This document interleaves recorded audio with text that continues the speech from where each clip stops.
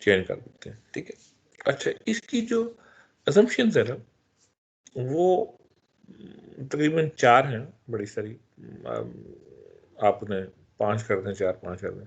सबसे पहली जो आपकी है वो है कि आपकी एरर टर्म जो है उसका मीन जो होगा वो 0 होगा, ठीक है, या कोई कांस्टेंट नंबर होगा या 0 होगा।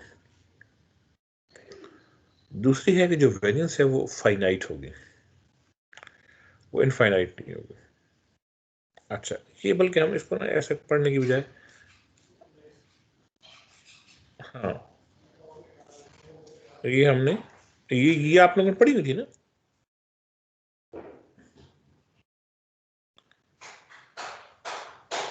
ये आपने पढ़ी हुई थी ना, ये क्लासिकल लीनियर मॉडल, ये यस असम्पशन सर। पढ़ी थी कि नहीं विकास? असम्पशन पढ़ी जी थी? सर, पढ़ी थी। अच्छा, ठीक है। तो पहली जो असम्पशन है, इसका मतलब क्या होता है? इसका मतलब ये होता है कि आप ये अस्यूम करते हैं कि जो आपका मॉडल है वो किसी न किसी जो है वो, अगर उसका कोई ना कोई लॉन्ग टर्म मीन होगा ना, वो ये नहीं कि सीधा जो है वो एक्सप्लोर हो रही होगी, सीधा आगे जा रही होगी। देखिए मिसाल के तौर पे आपके पास अगर कोई सीरीज ऐसी हो, एक मैं उसको ब्लैक कर लेता हूँ, ठीक है, अगर आपके पास सीरीज ऐसी होगी ना बिल्कुल जो इस तरह जा रही होगी, अब इसका मीन कोई नहीं है, कोई है मीन इसका? हाँ, अगर कोई इस तरह मूव कर रही है ना, तो आप देखें इसका मीन क्या होगा? इसका मीन आपका तकरीबन ये वाला मीन होगा इसका, ठीक है कि नहीं? मीन समझते हैं ना? मीन क्या होता है? एवरेज डिस्टेंस, यहाँ से लेके यहाँ तक एवरेज करें, ठीक है, यहाँ से लेके यहाँ तक इसको एवरेज करें, यहाँ से लेके यहाँ तक, तो कहीं ना कहीं इसका कोई मीन होगा, लॉन्ग टर्म मीन होगा, ठीक है ना? तो वो किसी न किसी पॉइंट के अगेंस्ट कहीं ऊपर जा रही होगी, कहीं नीचे आ रही होगी, कहीं ऊपर जा रही होगी, नीचे। अब देखें इसका कोई मीन आप निकाल सकते हैं? आपको पता ही नहीं है ये कहाँ तक जाएगी, ठीक है। तो ऐसे जो ये मैं एरर टर्म की बात कर रहा हूँ कि मैं, देखिए ये मैं जो अस्यूम कर रहा हूँ, तो मैं ये अस्यूम कर रहा हूँ कि आपका इस साइड पे अस्यूम कर लें, आपका जो है वो टाइम कर लें, इस साइड पे आपने एरर ड्रा किए हैं, ठीक है ना? आपने एरर ड्रा किए हैं तो वो इस तरह आ रहा है, ठीक है। तो कोई चीज़ अगर एक्सप्लोर नहीं कर रही होगी, वो बहुत आगे इस तरह से या इस तरह से बहुत आगे नहीं जा रही होगी, ठीक है ना, तो वो अगर किसी न किसी, देखें अब ये जो सीरीज है ये यहाँ से लेके यहाँ तक, ये इसके मैक्सिमम पॉइंट्स हैं, ठीक है ना, कि कहीं ना कहीं मीन आ रहा है। अब दूसरी चीज़ है, उसकी जो वेरिएंस है वो इनफाइनाइट ना हो, ठीक है। अब देखें इसकी जो वेरिएंस है वो यहाँ से लेके यहाँ तक जो है, इसकी वेरिएंस यहाँ से लेके यहाँ तक है, तो ये इनफाइनाइट वेरिएंस नहीं है इसकी, ठीक है। देखिए यहाँ से लेके यहाँ तक वेरिएंस है ना इसकी। अब अगर आप इस सीरीज को लेते हैं तो इसकी वेरिएंस फाइनाइट नहीं है, आपको पता ही नहीं है कि ये कहाँ से कहाँ है। फॉर एग्जाम्पल अब मुझे नहीं पता ये कहाँ तक जा रही है, तो अब मुझे पता ही नहीं है कि ये कहाँ तक जाएगी। देखिए यहाँ यहाँ है, यहाँ यहाँ, देखिए यहाँ, ये तो वेरिएंस बढ़ती जा रही है ना इसकी। अरे वेरिएंस का मतलब करते हैं मीन से दूर, मीन से दूर का मतलब कर लेंगे आप आसान कर लें, उसकी रेंज क्या है। चलें आप वेरिएंस को फिलहाल रेंज कर लेना, मैक्सिमम कितनी पे आएगी इसकी, तो आपको पता है ये कितनी है, लेकिन इसकी आपको पता है इस चीज आपको नहीं पता ना इसकी वेरिएंस कहाँ तक जा रही है एरर टर्म की, ठीक है। तो पहली शर्त क्या है कि वो उसकी कोई ना कोई वो अपने मीन को रिवर्ट करे, कोई ना कोई उसका मीन हो। जैसे अब इस केस में ये मीन है, अब इस केस में आप मीन नहीं बना सकते। दूसरी बात है कि वो कोई हद में हो, कोई आपको पता हो यहाँ से यहाँ से मैक्सिमम वैल्यू होगी, मिनिमम वैल्यू। अब यहाँ तो आपको पता ही नहीं कहाँ तक जा रही है, ठीक है। यहाँ तक क्लियर है आप? जी सर, क्लियर है। ठीक है। तो ये एक फलसफा, अगर ये दोनों चीजें पूरी हों तो अप्रोक्सीमेटली वो सीरीज जो है उसको हम कहीं ना कहीं से उसकी फोरकास्ट कर सकते हैं, उसको उसके बारे में हम उसका पता लगा सकते हैं। अगर ऐसे नहीं होगी तो फिर बड़ा मुश्किल हो जाएगा हमारे लिए उसको अंडरस्टैंड करना। दूसरी बात है कोवेरियंस दो मुख्तलिफ I is not equal to जे करें तो कोवेरियंस दोनों की जो है वो जो है वो जीरो। इसका मतलब है कि दो एरर टर्म आपस में इंडिपेंडेंट हो, दो एरर टर्म आपस में क्या हो, इंडिपेंडेंट हो, एक की कोरिलेशन और दूसरी की कोरिलेशन आपस में ना हो।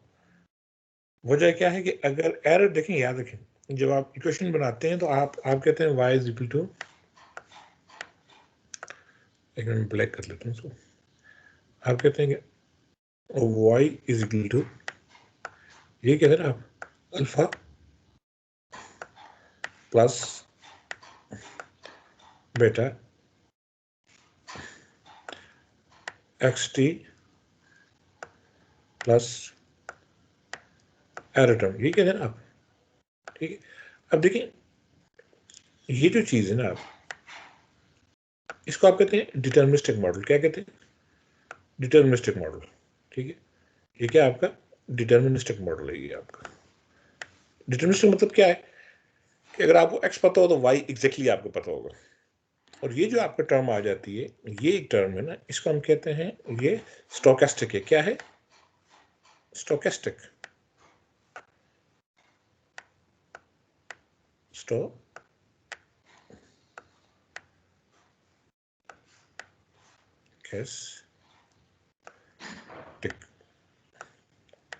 सॉरी ये टच नहीं है इसलिए मैं इसके ऊपर लिख रहा हूँ,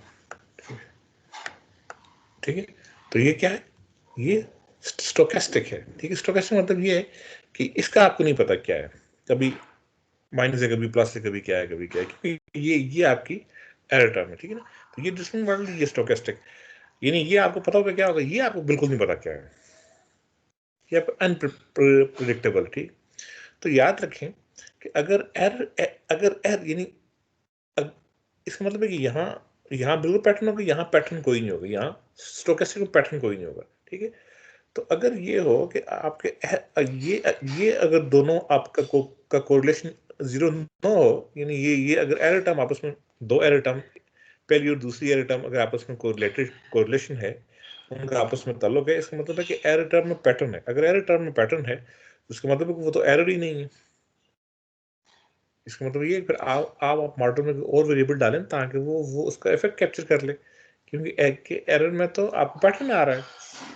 और अगर हम कहते हैं कि एरर जो है वो स्टोकेस्टिक्स होती हैं, उनका पैटर्न ही कोई नहीं होता, वो तो ब्राउनिन मोशन होती है, वो तो ठीक है ना, वो तो रैंडम मूवमेंट्स होती हैं, ठीक है। तो इसका मतलब क्या है, वो शर्त लगाता है कि एरर टर्म में आपका आपस में पैटर्न नहीं हो, क्योंकि एरर टर्म का पैटर्न होगा तो वो क्लियर कट ये बात है कि यहाँ आपका मॉडल ठीक नहीं है, ये वो शर्त होती है, ठीक है। और दूसरा ये क्या, दूसरी ये चीज़ है कि एरर टर्म का और जो आपके एक्सप्लेनेटरी वेरिएबल्स हैं, यानी इसका और इसका रिलेशनशिप ना हो। अब देखें एक्सप्लेनेटरी एक तो नहीं होता, बहुत ज्यादा होता है ना, x1 x2, इनका भी रिलेशनशिप आपस में ना हो, ठीक है। एरर टर्म का और एक्सप्लेनेटरी वेरिएबल्स का भी रिलेशनशिप आपस में ना हो। इसका मतलब क्या है कि अगर एरर टर्म का एक्सप्लेनेटरी के साथ है तो तब भी ये एक जो है वो प्रॉब्लम खड़ा होता है। इसका फिर ये मतलब है कि एरर टर्म का अगर किसी चीज़ के साथ ताल्लुक है तो उसका तो मॉडल ठीक नहीं है, क्योंकि एरर टर्म का किसी से ताल्लुक नहीं होना चाहिए। एरर टर्म जो है वो इंडिपेंडेंट हो, जैसे आप कहते हैं IID, आइडेंटिकल एंड इंडिपेंडेंट, ठीक है। ये इंडिपेंडेंट होनी चाहिए एरर टर्म्स आपकी, इसका किसी से ताल्लुक नहीं होना चाहिए, वरना ये करप्शन पैदा करती हैं सोसाइटी में, ठीक है ना जी। और दूसरी बात आप कहते हैं जो एरर टर्म है वो नॉर्मली डिस्ट्रीब्यूटेड है, ये खैर पांचवी टर्म बात को जरूरत होती है, बात को यहाँ तक बात क्लियर है, हम आगे जाएं या कोई क्वेश्चन है इस पे आपका? सर हमें जो सर ये काइंडली जी बोले नरमीन, आप बोले। मैं ये कहती सर कि हमने जो सर सकलैन ने करवाए थे उसमें उन्होंने ऑटो कोरिलेशन और मल्टीकोलिनियरिटी और इस तरह से बताया था, होमोस्केडास्टिसिटी, इस तरह से। तो सर ये भी वही चीज है ना? ठीक है, वो तो मुश्किल नाम दी थी ना उसने। एग्जैक्टली ये जो है ना, ये जो चीज़ है ना आपकी, अगर ये कह रहा है कि उसकी जो वेरिएंस हो ना, वो वेरिएंस जो है वो इनफाइनाइट ना हो, फिर आगे जाके इसमें एक क्वेश्चन ये बनता है कि वेरिएंस अगर यहाँ वो कहता है कि वेरिएंट कांस्टेंट हो और इनफाइनाइट ना, अब वो जो कांस्टेंट वेरिएंस है ना, इसे आप कहते हैं होमोस्कासिटी। लेकिन वो होता ही है फाइनेंस में जो वेरिएंस है वो टाइम के साथ चेंज होती रहती है, तो इसको आप कहते हैं हीट्रोस्कासिटी, ठीक है। इसको आप कहते हैं ऑटो कोरिलेशन, इसको आप कहते हैं ऑटो कोरिलेशन इसको, ठीक है, क्योंकि ऑटो कोरिलेशन मतलब होता है आपस में ही उसका, यानी फॉर एग्जांपल एक लेग्स का कॉन्सेप्ट आता है आज, और आज से जो पिछली डेट होगी उसको हम लेग कहेंगे, ठीक है। तो लेग्स का आपस में रिलेशनशिप ना हो, इसको ऑटो कोरिलेशन कहते हैं। क्या कहते हैं? Auto correlation. इसको कहते हैं मल्टीकोलिनिटी। मल्टीकोलिनिटी का मतलब ये होता है कि जब कोई आपका एक्सप्लेनेटरी वेरिएबल जो है, एक्सप्लेनेटरी वेरिएबल इस एरर टर्म के साथ डिस्कशन कर रहा होता है, उसको हम क्या कहते हैं? मल्टीकोलिनिटी।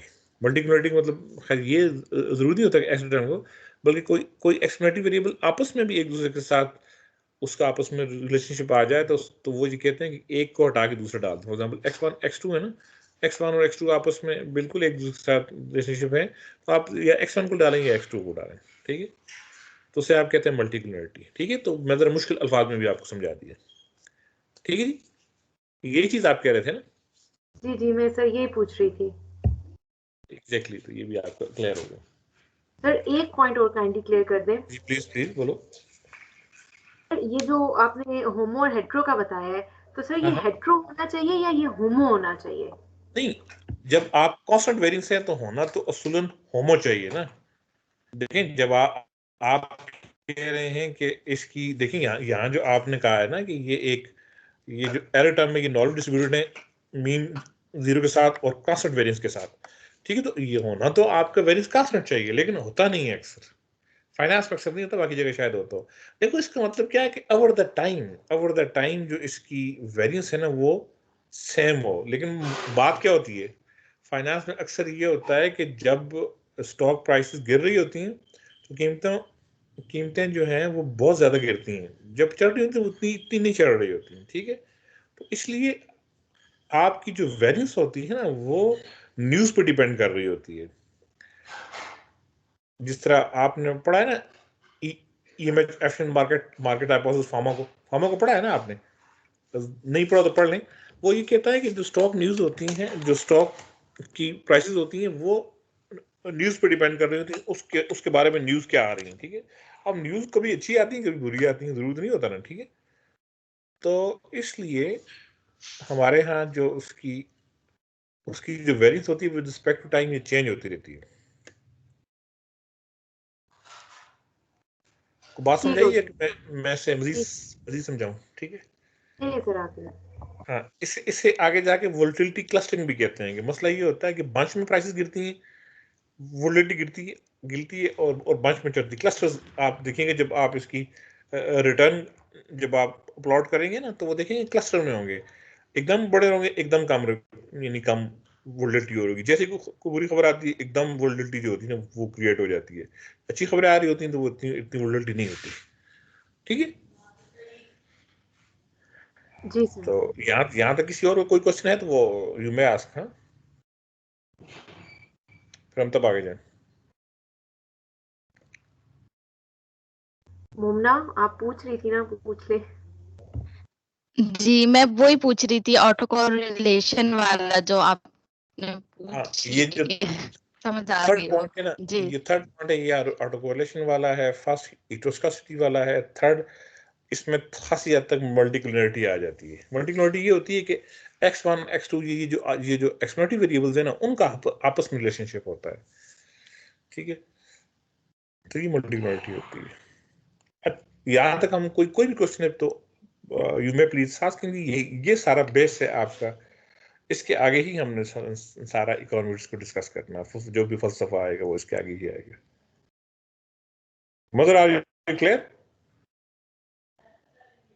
जी सर। क्या बात है यार। अच्छा, विकास कोई क्वेश्चन है तो please ask. No sir, clear है। अच्छा, आमना तुम्हारे सर के कितने ऊपर से गुजरा है ये बात?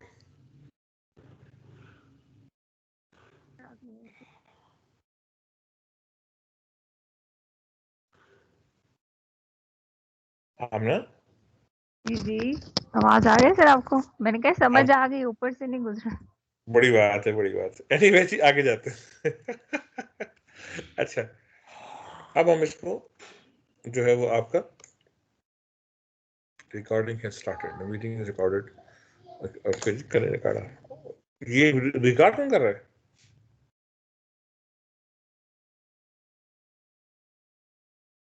असल में रिकॉर्ड करने से ये होता है कि इसकी वॉइस की क्वालिटी कम हो जाती है। मुझे लगता है उन्होंने सेटिंग की हुई है कोई। सर मैं कह रहा था कि वो लेक्चर बाद में सुनने के लिए। और जालमा रिकॉर्डिंग करेगा तो तू लेक्चर में जरूर सुन लेना, इसकी वो कम हो जाएगी, उसे क्या कहते हैं कि क्वालिटी कम हो जाती है इसकी। चलो मैं सर स्टॉप कर देता हूँ। हाँ वो लेक्चर तो मुझसे वैसे